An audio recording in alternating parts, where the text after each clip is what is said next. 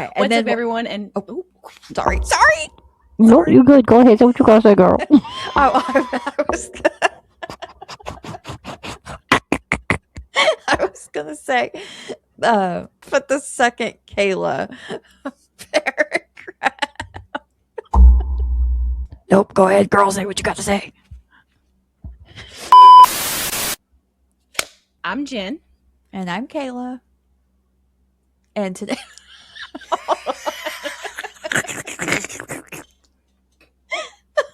I'm sorry. Do you see what I mean? Do you see what I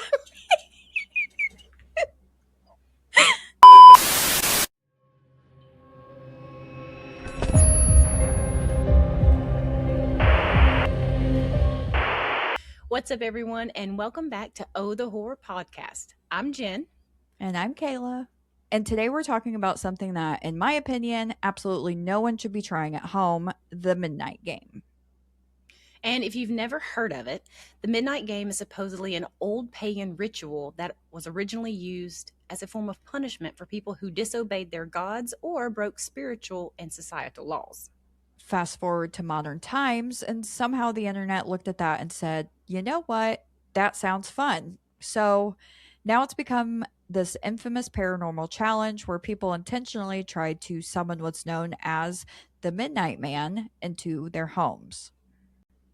The rules sound simple enough. Light a candle, perform the ritual correctly, and survive until 3:33 in the morning without letting the Midnight Man catch you. And by catch you, the legends aren't exactly talking about a friendly game of tag. Depending on which version of the story you believe, people claim they've experienced unexplained footsteps, whispers, shadow figures, sudden temperature drops, intense feelings of dread, and some even say the Midnight Man will make you confront your deepest fears. Now, do we think it's real? That's for you to decide. But whether it's an ancient ritual, an elaborate urban legend, or a psychological experiment fueled by fear and suggestion, it's definitely earned its place as one of the internet's creepiest paranormal games. So today we're breaking down where the legend came from, the ritual itself, the rules, the stories people claim to have experienced, and whether there's any truth hiding behind all the fear. So grab your flashlight, maybe leave your candle unlit, and let's dive into the midnight game. So, in general, the midnight game, as the folklore says, was initially used as an executioner to punish those who went against their gods of their religion or spiritual or societal laws, right? But it gained its popularity from a creepypasta post. Now, for those who don't know what creepypasta is, it is a horror-related legend that has been shared around the internet. Entries are often super brief and user-generated, and essentially they're just paranormal stories that somehow turn into legends. So maybe not made up stories, but they're kind of like stories that are based on truth, but people kind of ran with it. Yes. Okay, And I think gotcha. it's happened with a lot of, the kind of like old pagan rituals or just rituals in general that involve the paranormal, I think is where a lot of creepypastas originate from. Yeah. Well, that makes sense. I mean, aside from the rules, I wrote down like the conspiracy surrounding the game. I had put the ritual is widely known as internet fiction, but the conspiracy theory stems from believers and occult enthusiasts who claim the game is a doorway to hell. Really? Shadow entities like the Midnight Man are real, ancient entities intentionally covered up or dismissed by modern society. And they argue that you're not just playing a game or a prank, but you're willingly inviting a supernatural assassin into your home that has claimed lives throughout history. That is some of the conspiracy that I found. Yeah, that's terrifying, actually. Yeah. So I can wait. What did you say? A supernatural assassin? supernatural assassin, because one of the things through the folklore that I had found, they said that the Midnight Man can cause hallucinations. It can cause, where did I put it? Hallucinations, immobilization. He is able to sense weakness, cause permanent trauma, teleportation, ability to watch any who escape him, and organ removal. Organ removal. Organ removal. The old tale He is running the black that market? that's what I wondered. Is he running the black market? Yeah, the old tale was that he would literally like steal your organs, and then the player would die, is what some of the old tale that I had found said. So he steals organs. Got it. He steals organs. Sells them on the black market. He sure does. I mean, you're supposed to put the drop of blood on the paper, so that would be checking your blood type. Yep. Who can I sell this to? Uh-huh. Yeah. Uh-huh. The Midnight Game is an infamous pagan ritual designed to summon an entity known as the Midnight Man. Players navigate their homes in the dark with a lit candle, avoiding the entity until 3:33 a.m. Always so 3 then a.m. It is. And so then my thought was, why is it always that? You know what I mean? Yeah.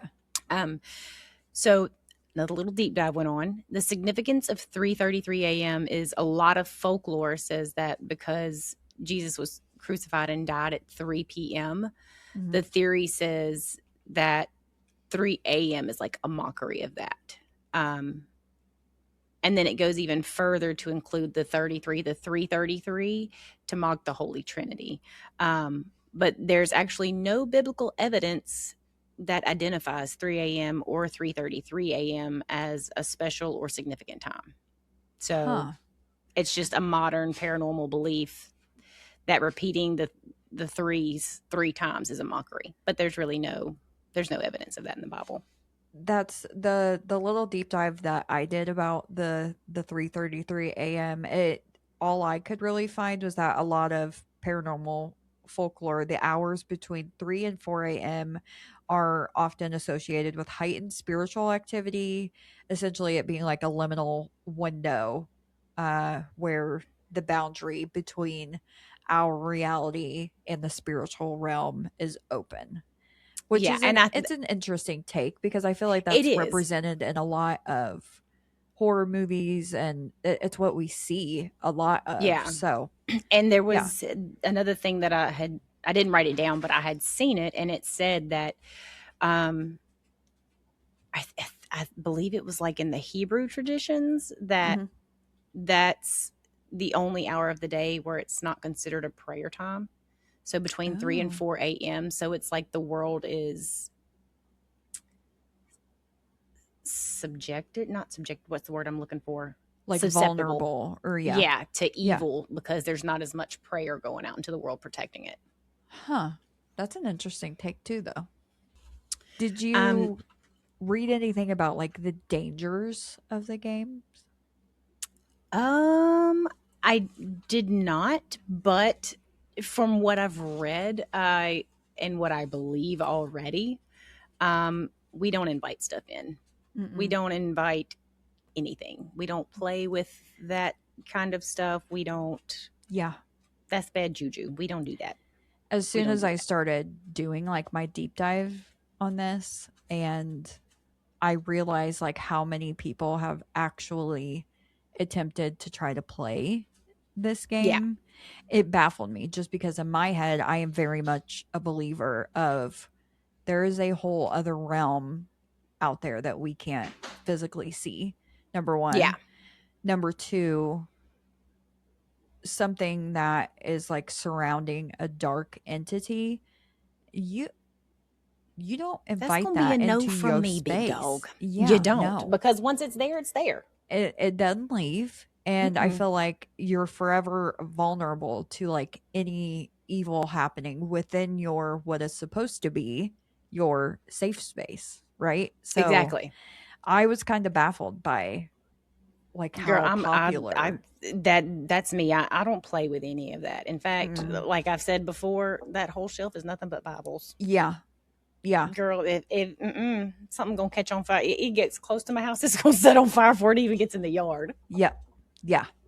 Um, so essentially, the rules of the ritual, for people who have legitimately tried to play this game, it is said that you need to write your full name on a piece of paper.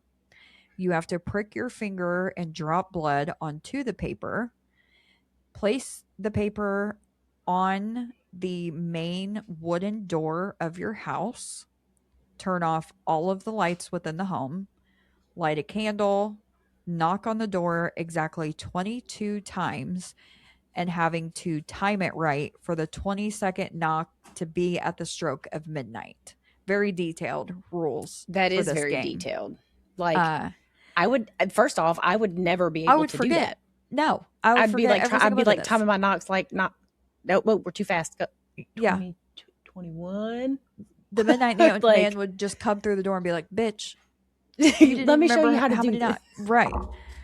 Let me just take you now. Let's not even play the game. You don't even got to finish. Right. I'm here. I'll make it easy for you. Yeah. So yeah, they have to the time out the knocks and then open the wooden door, blow out the candle. Side note here, the candle is what players use for their only light source during the game. So they So have to no flashlights, no lights in the house. no. Supposedly, if your candle goes out and you react and turn on a light within your house, that's an automatic loss. No lights at all. And the loss means you get taken. So it says that you risk attack. When you do the knocks, they say that you have to open the door, blow out the candle, immediately relight it to grant the Midnight Man entry into your home, right? And then you have to play until 3:33 a.m.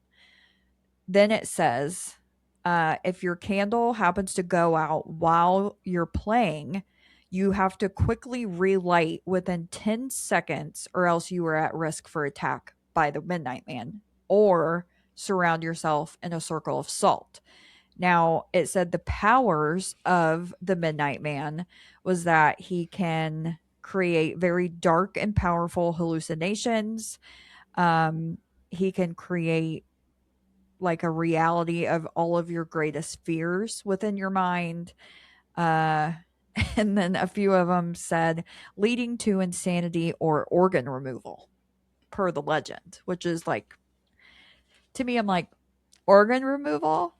I mean, Are I you feel like selling on if this that black was market? actually, yeah, but at the same time, if that had ever happened, wouldn't we at least have some kind of, as many people are playing this game? Exactly.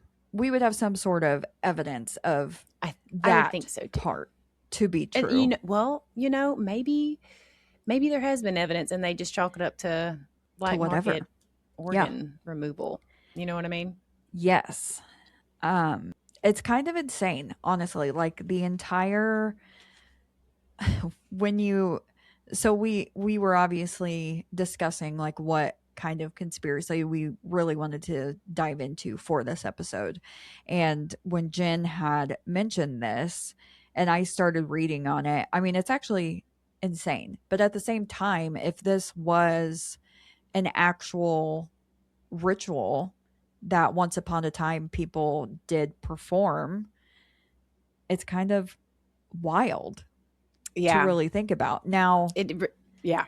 there's no way to like check the validity of how powerful this entity can be unless it actually has been documented and we just didn't find that, like Yeah. video documentation. But we did find a very, very detailed story on the internet, written by someone who played.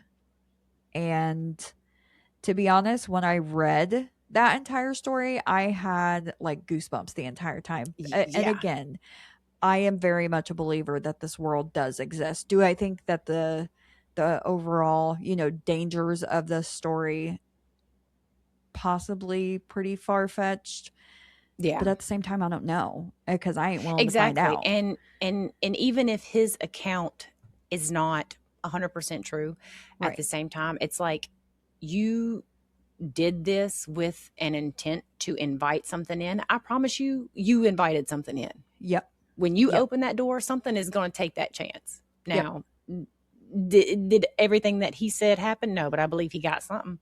He got I do something. too. And we can speak on this after we read the story too, just like I have had experiences where I have witnessed things happen to people who opened those doors and played with fire, with playing with Ouija boards and stuff. You know what I mean? So it's like, Yeah. do we really know if these are just tales on the internet, or did Well, what he accounted really happen? that's true. And I can say with certainty that I will never know for a fact because I'm not going to try it. I ain't playing with That that juju. ain't for me. Nope. No, that is the bad juju we don't play with. Gonna No, be a ma'am. no from me, big dog. Big, big, big dog. Yeah. Nope. Big dog. That's gonna be a no. Not from me. Insert that meme. You know that meme where he goes, That's it. That's Yep, it right that's there. us. Yeah. Literally. Yeah. Well, going back to what you were talking about, how it was originally a punishment, I did read like how they used it as a punishment, and what they said was it would be like a cave that they would put or a dark space somewhere they couldn't get out of. Mostly it was a cave. They would put the person in there in complete darkness, complete silence, and block it off. And then the people on the outside, their judges or whatever, would perform the ritual for them and then leave them in there all night. But they had no candle. It was just them in complete darkness, complete silence. And then when they would open up the cave or wherever they were the next morning, some of them were dead, like frozen in fear, and some of them were just so far gone that there was just insane. Which is terrifying. I mean, that's terrifying right? to think about. I mean, it's scary enough to know that you're doing this on your own, but to be unwillingly no. Right. I don't know what they did, but I promise you I ain't doing it. No. Whatever law they broke, that ain't for me. Oh, and especially with given no light source, no nothing. You're just trapped in a dark ass cave. Left. I Knowing feel like, that they're doing some kind of ritual to bring something to you. yes, like that would be putting a person at their most vulnerable state. So Yes. if something did latch on to them or do whatever, I mean, they were at their most vulnerable state. Yeah. It makes sense, And then not eat like it said with the salt. You ain't got nothing to protect yourself with, which I did look into why, because I was curious why you always see like in these pagan rituals or anything that has to do with that, why is it always salt? And it goes back to what's the belief is that the salt repels evil, and it comes from ancient times when it was a vital preservative and natural purifier. Historically, because salt stopped food from decaying, it symbolized incorruptibility and was believed to protect against spiritual corruption, warding off demons, witches, and the evil eye. I don't know what the evil eye is, but it was in quotes. So I probably should have looked into what the evil eye was, but then again, I ain't. No. Sometimes I just don't want to know. Nope. I'd rather be no curious. More nightmares. Nope. You know what? Sometimes I just don't want to know. So whatever the evil eye is, I got lots of salt. We just gonna forget about it. Yeah. Yeah. I'm just gonna sprinkle salt around my bed and be done with it. That is interesting. I have always wondered that, because that's another thing that we often see in, like ghost hunter documentaries or horror movies involving the paranormal. Salt and is even always, games. Like in Phasmophobia, you can put salt down. The salt, yes. So that's interesting. Which it makes sense. If it stops food from decaying, maybe it stops the soul from decaying. I don't know. Right. Just a weird tidbit of information. Yeah. Yeah. Yeah. Okay. So the story that we found is actually, it's from Reddit, and it's I don't even it was from 13 years ago. That's how long this has been going on, is when it Yep. gained popularity. I don't even know what the Redditor's name is anymore. But the title is The Midnight Game. I played it and I was a complete moron. I need to tell this to someone. So automatically, just from the title, you already know Yep. they did something stupid.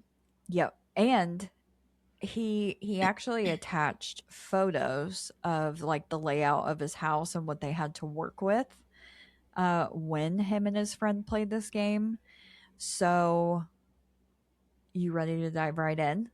I feel Let's like I'm gonna get goosebumps again. just go for it. Just dive Like right a in. band-aid, just rip it off. Like a band-aid. I did see, I don't know if this is the actual original poster's name, but doing some digging, it says on this that his name was Bill Freaky Crosby.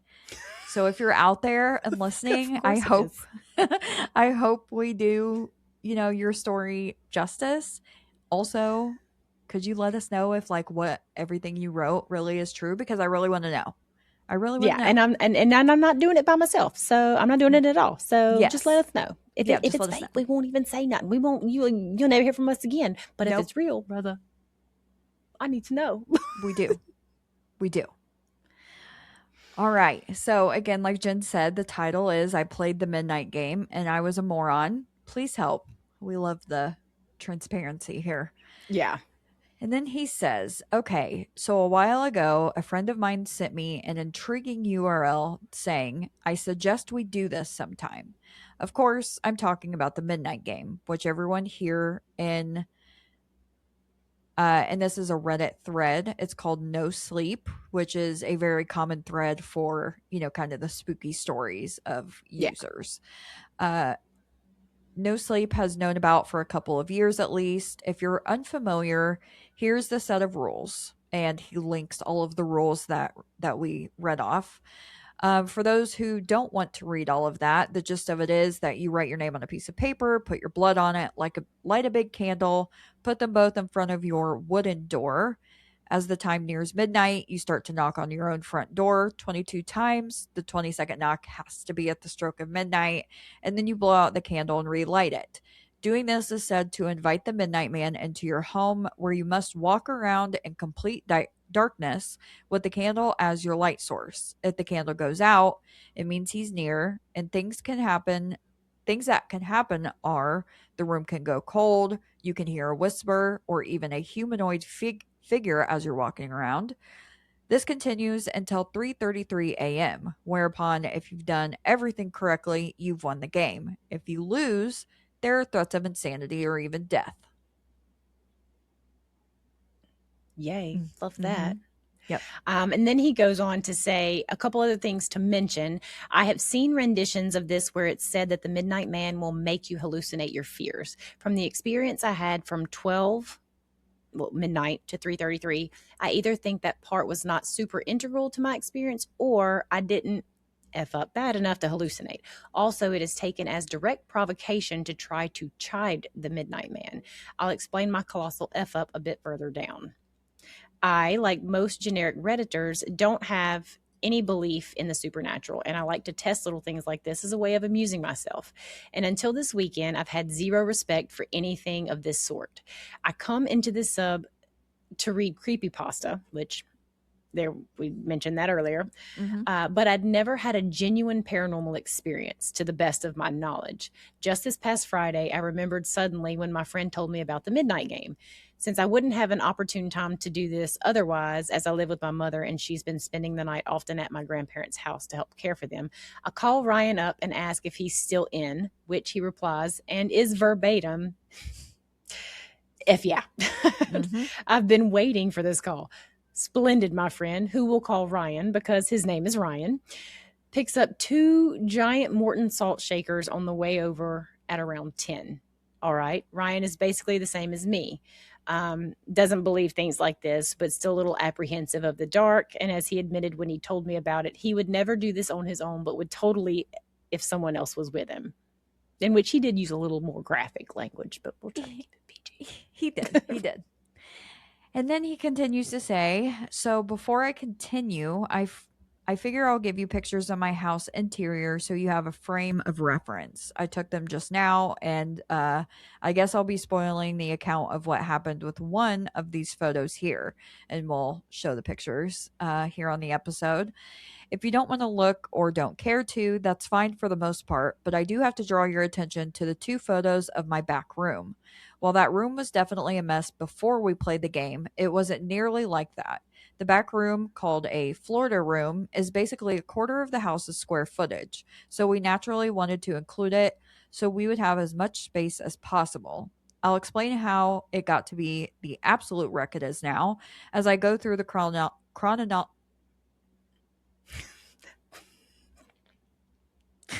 chronology of the night. All the times are roughly accurate. I was wearing an analog watch and could check it every so often. So here we go. At 11:55 p.m., Ryan and I are getting our materials ready so we can write, prick, and knock all in the allotted time span. Ryan suggests that we throw the fuse since turning on lights means losing the game, but I don't really feel comfortable with fumbling around with all that. We just need to be disciplined about not turning anything with power on and we'll be good. Then from 11:59 p.m. to 12 a.m., we execute our name cards really well, and I end up doing the honor of the knocking. Ryan helps me synchronize the knocks, and I get it on right on the dot. We blow out our candles and re-enter, lighting them again. As soon as we both have things lit, Ryan lets out an ooh, and we both laugh and relax a little. See, and I feel like that's where they messed up. That's where they messed up. I feel like immediately they started with taunting it. Yeah, Don't like like, that. ooh, I'm so scared. Yeah, no, brother, You you done don't do messed that. up. You You don't done do that. messed up. So then it You messed up says, now, hey, Ron.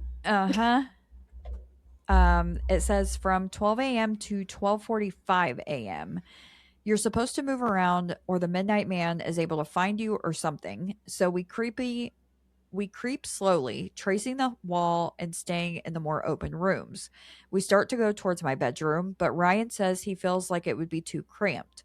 Both of our candles are doing just fine, and as Florida nights are this time of year, the house is as hot as expected. As we walk around, we talk and joke a little bit, though we were definitely both nervous to some degree. From 12:45 a.m. to 12:55, Ryan asked me if we're allowed to eat during the game. I actually hadn't had a clue and told him to go for it if he can avoid opening the fridge, since I'm sure the light would disqualify us from the game. I actually don't know what he ate because I forgot to ask and was distracted by what he said when he came back into the living room.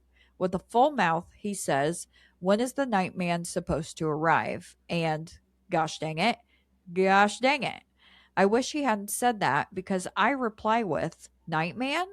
That's," and in a moment I regret more than anything, I began to sing Dayman, champion of the Nightman.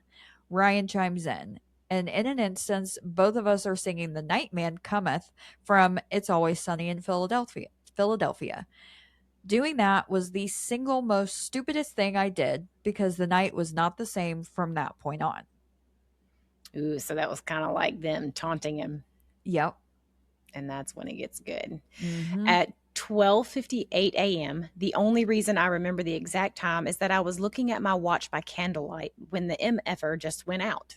I don't think I could panic like such a little girl, and I quickly relighted in no more than 5 seconds. That was close, I say, or something like that. And Ryan looks at me silently. He makes a weird face, and I ask him what's wrong. What did you say? He asked me, and I repeat myself. I said that was close. And he waves his hand and says, No, I heard that. What did you start to say right after that? Apparently, he had heard me whispering words immediately following what I'd said. We move over towards the bathroom and the hallway pretty quickly. At 1:25 a.m., we've been walking around slowly but with a bit more purpose than before. No more joking around, not much talking between us except necessary communication. We both feel a little more humbled than we had when we started. We both start to go from my bedroom and towards my mom's room, and that's when I look to the right and into the hallway bathroom.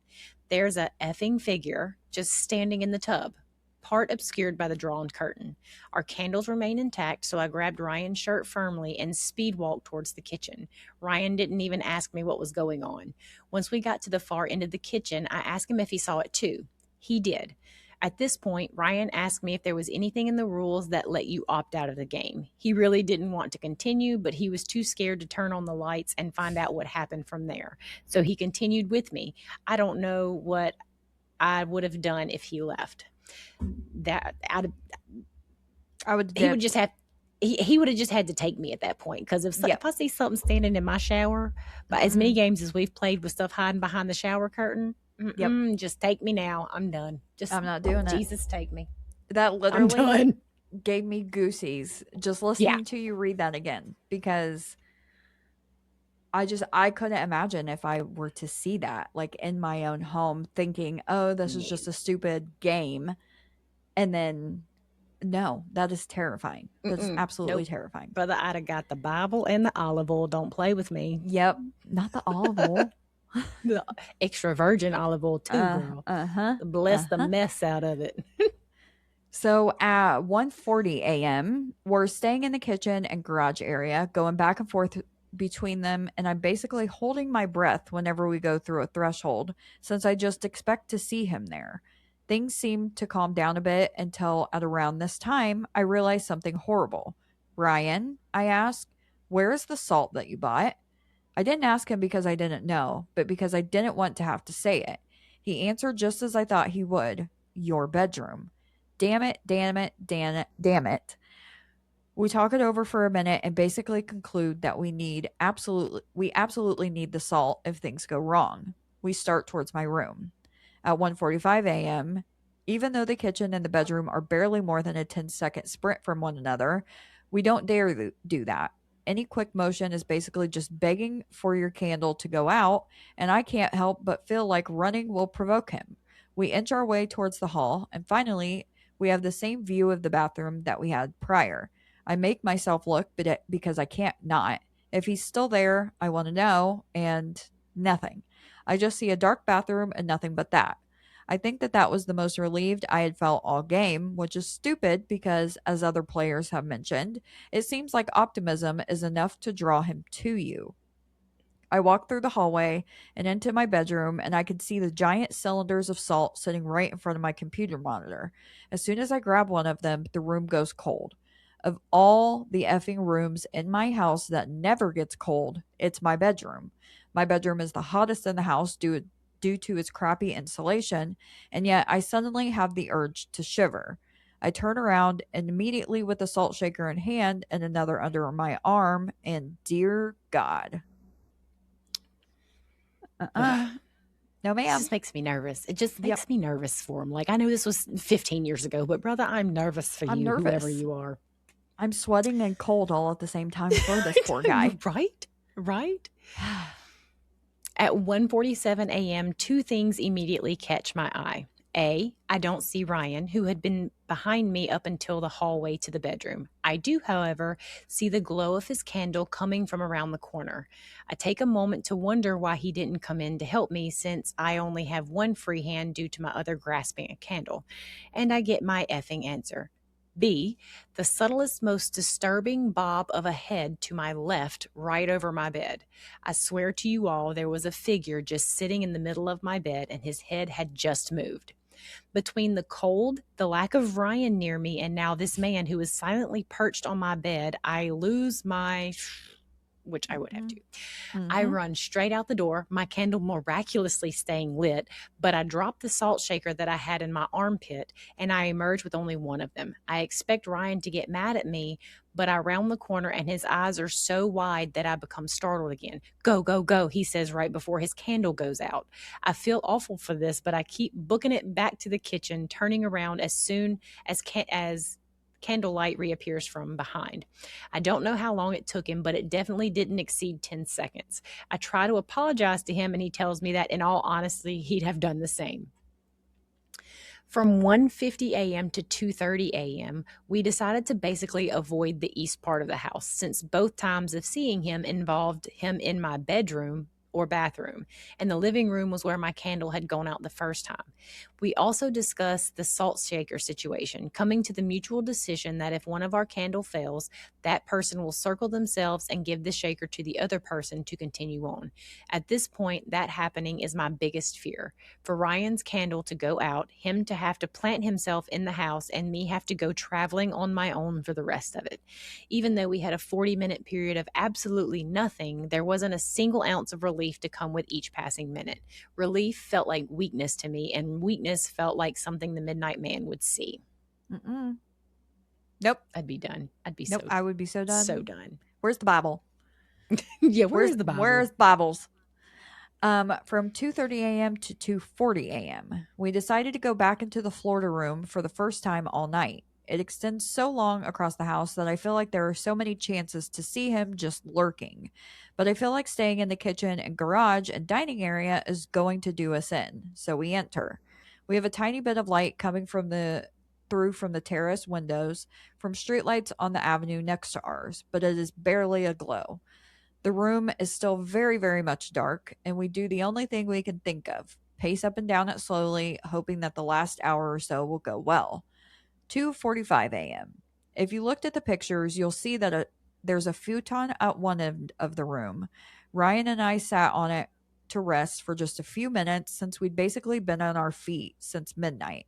Like an idiot, I let myself get hopeful at what time it was, how we would be done with this nonsense in a really short period, and how we survived the he's right effing there. I look up and see the blinds parted just a smidgen, and before I even look up and see the darkened figure, I get off the bed and dart straight ahead. I run to about halfway through the room, and in the most terrifying second of my whole life, something comes crashing down on me. My overactive imagination could only assume one thing. The Midnight Man materialized through the glass slider and pounced on me like an effing hunter from Left 4 Dead. But after a second or two, I realize what is on me is flat and scratchy. Ryan shouts out from behind. At first, I assume it's because he saw me get hit by the chunk of ceiling that had just swiped the side of my head. But no, his candle had gone out again. Still holding mine, I turn, a great deal of pain still in my mind, to see him booking it towards me. Light your candle, I yell, but he doesn't respond to that. I notice now that he isn't even holding his candle anymore, but the salt shaker. He does something that I had never even thought of. He starts to pour a salt circle around the both of us, an amorphous boundary that seems to connect just fine, and it's absolutely huge. Even though I have a lit candle, I'm inside of it with him, and his face looks absolutely horrified. I have a brief terror of, now I have to go play by myself for the rest of the night, which is followed immediately by a sudden realization, no, I don't, and I blow out my candle. He's braver than I was. I'd have stayed in that circle with my lit candle. Be like, this candle is for both of us? Well, the salt circle is for both of us? Mm-mm. And I mean, really, if you think about it, like thinking about the validity of this story, what are the chances of someone seeing a figure, a candle going out, and then having a piece of ceiling just come crashing down at you all at the same time? That's It gives me goosies. I know. I don't. I don't love it. But they still braver than me because, I mean, technically, if they're inside the salt circle, they could still relight their candles, right? Yes. There's no rule that says they can't. That it's one or the other. Right. Brother, I'd be in them both. Don't play with me. Same. I would have every bit of protection that I could. It'd be me, 2 lit candles, some salt, and some Bibles in this circle. Don't play. Don't play. And then we're going to douse ourselves in the extra virgin olive oil. Yeah, we are. I'll bathe in it. Yeah, we are. Yeah, we will. From 2:50 a.m. to 3:33 a.m. Oh, Christ. I almost don't even want to talk about this part. The first thing my mind conceives upon blowing out the candle is that I made a really stupid decision. This is followed by reminding myself that I'm already in the salt circle, and Ryan even says to me, good, I'm really glad you did that. The two of us are just sitting on this disgusting floor, the salt border honestly looking more of an acorn than a circle, but there aren't any gaps. We sit and there is nothing but complete silence. My pupils are still getting cozy with the idea of dilating after all that candle time, but I swear I'm seeing movement over on the futon where we had been. I don't ask Ryan to turn and look with me. I just want it to end. Throughout the nearly 3/4 hour we spent in that cramped salt acorn, we both got chills at completely separate times. I heard a whisper, no, no, no, no, no, like a mantra for about 30 seconds. And when I look at Ryan to comfort him, I'm horrified to see that he isn't the one saying it. By the time the watch hit 3:33, we hadn't moved. We didn't leave the thing until at least 3:40, both slowly and silently. We got up and turned on every light in the house. Honestly, same.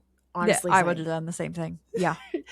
Yeah. The afterward of this whole experience, I went to the bathroom to see what kind of mark that ceiling piece had left. As you could see, the piece of ceiling that fell was clearly part of an already deteriorating room. The rest of this ceiling had fallen last summer, but there was no activity back there since. The fact that another large chunk would just fall as we were playing the midnight game right after seeing him and right as I'm underneath it is staggeringly horrible. It has been a few days, so it isn't nearly as bad as it was, but this is the small gash that I was left with. Which, just like I had said, I mean, he recounts that too. What are the odds of all of those events happening at the Yeah. same time? When I first read this and when I saw that he had said it was part of an already deteriorating room, I was like, well, then there's probably a logical explanation for this. That was me too. But then thinking about, I mean, that's immaculate timing of all of it. If it all For really is true, like the you know? sequence and events, like what do they say? One time's an oddity, 2 times is a coincidence. But at what point does it become more than a coincidence? Yes.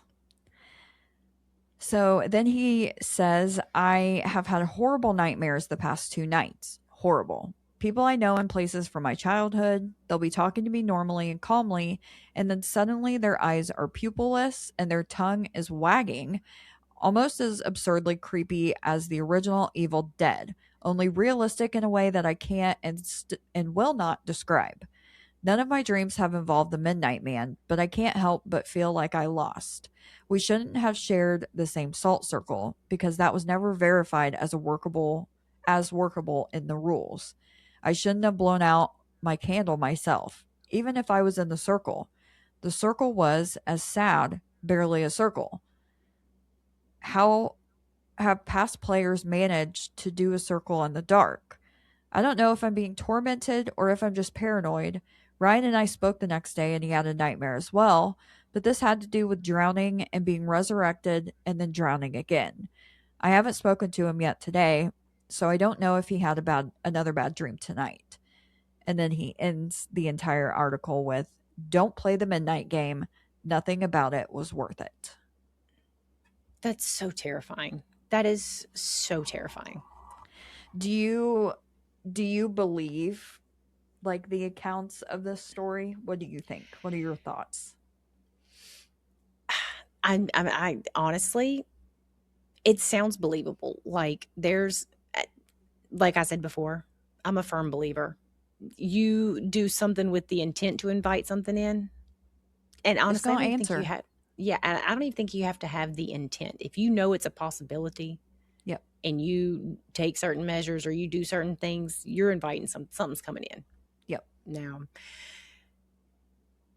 did all of that stuff really happen? I don't know, but I feel like it's not so far-fetched and over the top like, yeah, he bit my face off. You know what I Right. mean? But it's just enough that it scares you to death. Yeah. That it could also be believable. So I Yeah. don't know.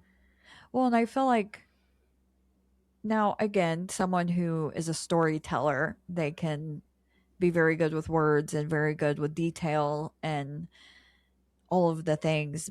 I didn't feel like this was storytelling. And I I don't almost either. felt with some of the things that he said, like I almost felt like I could feel his fear, like reliving it again while he was talking about it. And Yeah. I mean, when I've told people about the one experience that I had like been witness to, I get massive I'm getting massive anxiety right now just thinking about talking about that story. So Yeah. I feel like that was definitely the case. I could be totally off and he could just be the greatest, paranormal storyteller on Reddit. I guess we'll never know. But Yeah. Shout to out me it's terrifying. Crosby, Bill freaking Crosby, whatever your Yes. name was on Reddit. If you see this, then Yes. let us know. Yeah. Is it I'm real? very We need to curious. know. Inquiring minds Well, need to know. and I'm also really curious too, like if people have played this and did the whole like EMF thing, did videotaping, has there been any actual like Ooh. tangible evidence that has been recorded? I'm very curious. Maybe we can like search before Yeah, I'm gonna we have to look up some like YouTube videos and yeah, see did anybody do it, and then try to like get verifiable evidence. Did we have like EMF detectors? Did we have yeah, spirit boxes and whatnot? yeah. I'm very, very, very curious. I don't know. I'm also a believer that I mean, really, you go and knock on the devil's door, he's gonna answer. And He's already trying to get in. If you about he to open it up for him, he's sprinting, sucker. yes. And You stuck with him. if it's a known, kind of like dark entity, Mm-hmm. especially, I don't know, you're going to get an answer. Yeah. Even if it's not some crazy wild story, I feel like you're still letting that in. You asked for it, just like people playing with Ouija boards and things like that. Like Yeah, you are connecting to a world where you do not know what it's capable of. You don't know yeah, what kind of demons or I, it's dark. yeah, And there have been like real stories out there that have been documented of people who have done things like this and had very, very real consequences for it. yep. So I don't know. It's terrifying. And I'm gonna say this with all the love in the world. Please Hmm. don't do it. Please, no, Even if you think it's fake, please don't do it. no, Mm-mm. please don't. It's not worth the risk. Because what if it is real? And like we said too, that's your safe. Like your home is supposed to be your safe space for yourself, whoever you got there with you, your family, whoever. And I just don't think that any amount of like curiosity is worth the No. potential consequences that could come and the potential harm that could come, you Oh, know? absolutely. No, Yeah. it's not worth it. Mm-mm. No. Have Have you ever you? done any kind of games like that? So I have not. Um, I've read about them. I've heard about them. I've watched, people talk about them on TikTok. There's all kinds of different, Yeah. like Bloody Mary or Light as a Feather, Oh, um, Candyman. Candyman, play like communicating with the Ouija board, things like that. I am just too scared. And I was a person who even before the experience that I had, like I was very skeptical, but there was also still a very real part of me that knew if I do this, this is me inviting this into my life. And I just don't Yeah. think that is a risk that is worth it. So I never have. No. Have you? Yeah.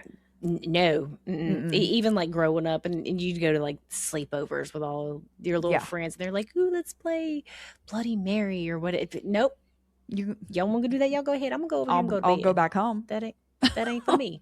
Let Yeah. me let me call my mama on the landline. Can I borrow your phone? Let me get that Hmm. landline real quick. Call my mama, come get me. Yep. Cause no, That's another big no for me, dog. Yeah. yeah. Mm-mm.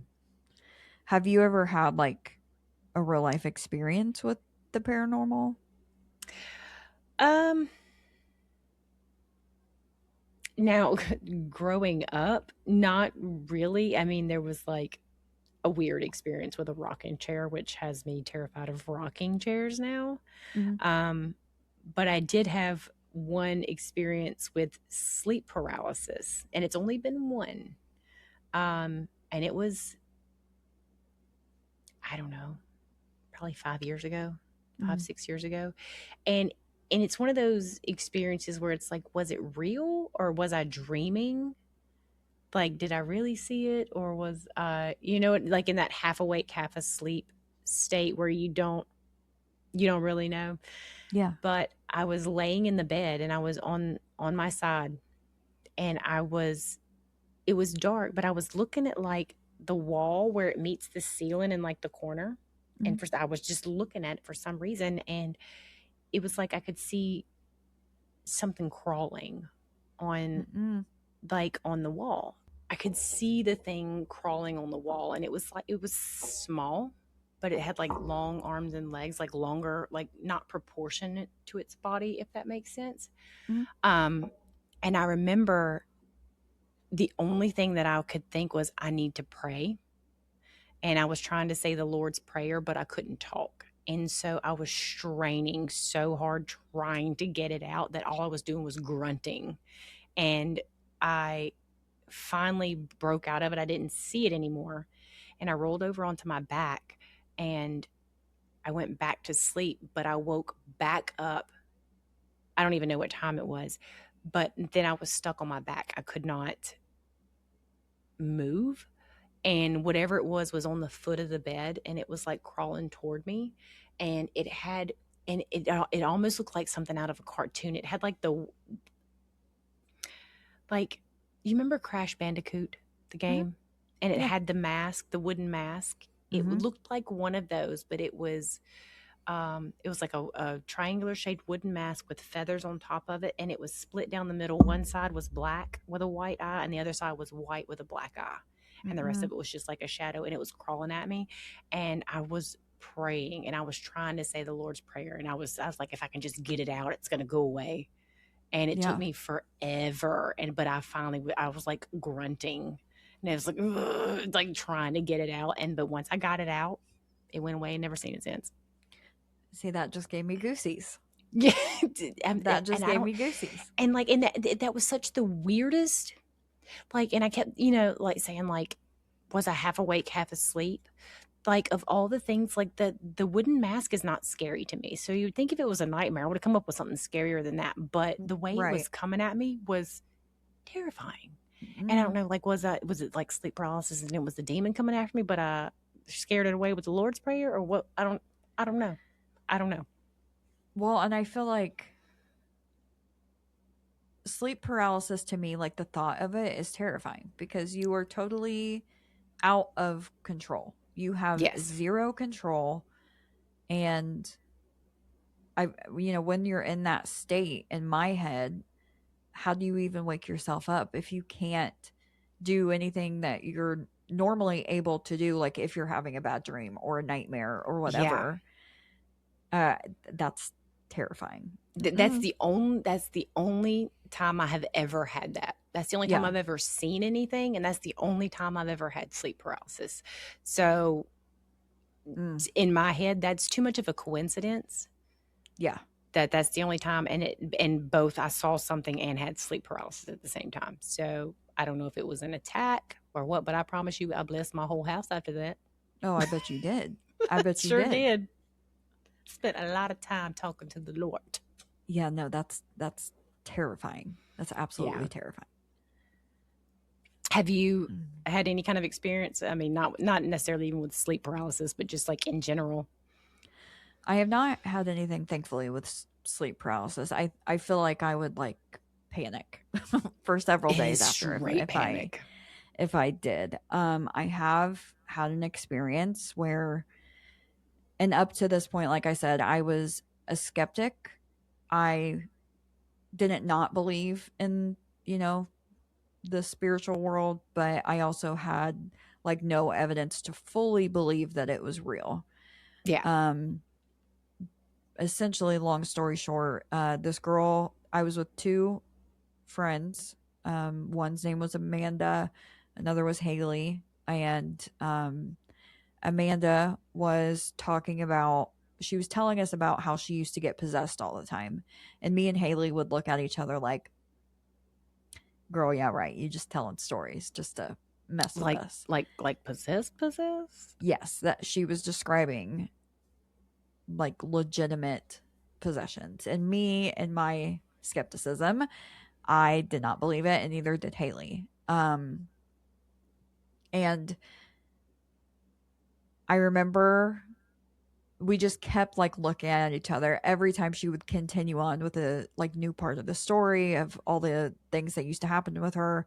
We would just continue just kind of giggling with each other. Okay, okay. Yeah. Yeah. Well, then I got up and I used the restroom, and the the room outside of the bedroom and the bathroom was typically always very like well lit, even with lights off. You could Yeah. still, everything was pretty illuminated, right? I remember using the restroom, washing my hands, and I went to walk like back to where we were all sitting, and I realized how dark it was. And Mhm. I'm like shaking talking about this, just thinking about it. And I said out loud when I got back to them, dude, why is it so dark out there? Like, it was literally pitch black. I couldn't see anything in front of my face. That's how dark it was. And as soon as I said that, Amanda immediately said, please stop talking about it. Please do not say anything else. Just go about our night like normal. Talk about something else. Do something else, whatever. She like started to go into a panic. And I'm like, what are you talking about? I'm curious why it looks so dark out there. Like, did a security light kick off? Like, what? Why is it so dark? And I kept saying it. Yeah. And she kept repeating, please stop talking about it. Please stop talking. As soon as she started saying that again, it was like, I don't know how to describe it. I will never know how to describe it, but the air literally shifted. Um, it was like the pressure in the room just was heavy, and it got very, very cold. And I knew I wasn't crazy and that I wasn't the only one feeling it, because I looked over at Haley and she looked terrified. And I was like, do you feel that? And she said, yes. And then Amanda started saying again, please stop saying it. Please stop talking about it. Just do your own thing. They were bunk beds. Yeah. Me and Haley both got freaked out. So we hopped up on the top bunk bed. And Amanda got up and laid down on the bottom bed. And she just kept repeating it over and over again. Please stop talking about it. Don't be scared. Just go on about your business. I'm going to lay down for a minute. And I'm literally shaking talking about this. Girl, I'm shaking for you. This scared me. So me and Haley just continued to look at each other just in fear. I don't think either one of us knew like what to say or how to describe what the room felt like. I've never experienced something like that. Haley had said something, and the next thing we know, we hear the most terrifying laugh from the bottom bunk. And I'm not talking like a clown laugh. I'm talking like it was a man's like tone. Something you would see in a legit, or like hear in a legit horror movie, where it was like but very like intense. And I remember me and Haley just looked at each other, and I was like, what the fuck is that? And then sorry, language. I started yelling at Amanda.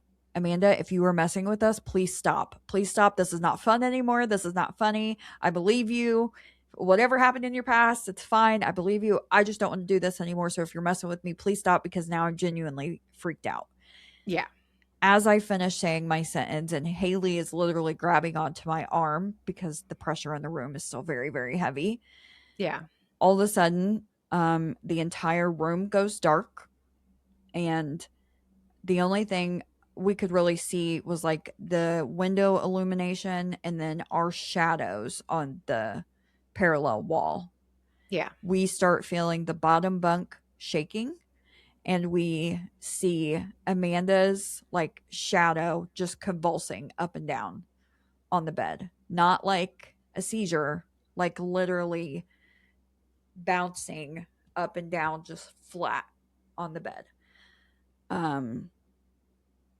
And me and Haley ran out of there. We were a mess. I was sobbing. I called my mom and was in a full panic. I was totally freaked out. Next thing we know, Amanda comes walking out of the room. Her eyes had no color to them. She had blood dripping from her mouth, and she just stared at us. She stopped after like 2 steps out of the room and just deadpan stares. No color, no nothing. Didn't even look like herself, to be honest. Didn't say a word, just stares, slowly turns back around, walks back into the room, and we don't hear anything.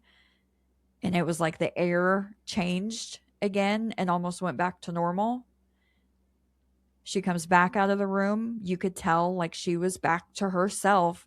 The color in her eyes was back, but she still had like blood on her face. And she Yeah. comes out of the room and just looks at us like, why are you guys looking at me like that? Like, what are you guys doing? When did you go out of the room? What happened? Why are you crying? And me and Haley just looked at each other like, do does she, does she not have any recollection of what the hell just happened? And I'm still sobbing.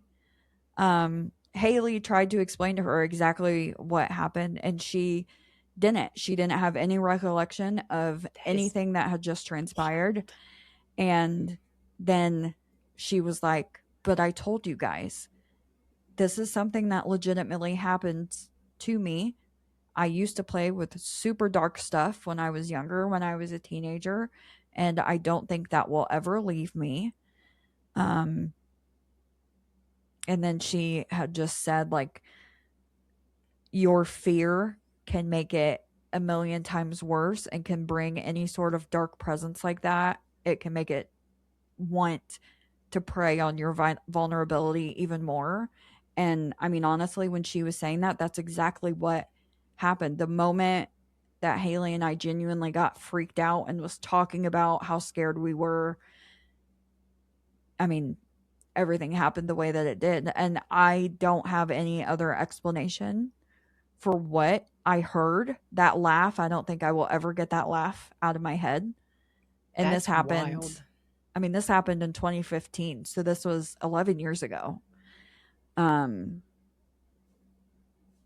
and all this to say, because she used to practice like dark stuff. She used to play with Ouija boards. She used to do all these things. Having experienced that, if you guys are like considering doing those things for fun, I would highly recommend it against it, Yeah. because everything that she told us about what she's experienced when she has been, I don't know if it's possession. I don't know. I don't know, but Yeah. it's not pleasant. You can tell that it was not a nice spirit, whatever that was that took over her. Ooh, the hair on Um the back of my neck. He's standing up. I'm like legit shaking. Just, Yeah. it was terrifying. It scared me. I don't think, and I'm a huge like horror buff. I love scary movies. I love paranormal movies. I love all those things. I love haunted Yeah. houses. I don't think I watched like a scary movie, especially a paranormal related one, for like almost 10 years after that, because it did something to me that I don't know. I just can't. I don't have any other explanation for what exactly happened besides something dark Yeah. overtaking the whole space. And yeah, I just would not recommend that anyone do anything like that, because that traumatized Never. me, Yeah. you Anytime know? you try to do any kind of ritual or you have the intent to connect with something that is not here of this world, or Yeah. Ouija boards, anything like that, that is 100% opening a door for something to come through. Because I promise you, there is something other than here, and Yeah. they always trying to come back. Well, and And that's if what you makes give me them a chance, they wonder, will. like with her experience and stuff, she had like really started practicing her faith and was going to church, had been baptized like a year prior to this event happening. So it just makes me wonder if you invite that type of evil into your life? Like, is there really any closing of that door if you let it get to a certain point and if you practice it so I mean, much, if you invite it that much, like, it makes I me don't know. wonder. I don't know because I mean, I'm a firm believer that my God is bigger than anything. Yes. But at the same time, like, have you ever seen or know about the exorcism of Emily Rose? Yeah. Mhm. I mean, she was very firm believer. Yep. And She I was mean, very strong in her faith. I guess everything happens for a reason. And I mean, everything has consequences too. So Yep. I ain't chancing it. That ain't for Mm-mm. me. No. Nope. No. Mm-mm. No. This was like a fun, spooky night, though. It really was. It really Terrifying was. topics, Yeah. but I yeah. feel like it was a really good one, though. It was. It was. Yeah. It's interesting too because I honestly like I've not heard of any, games like that since I was a kid.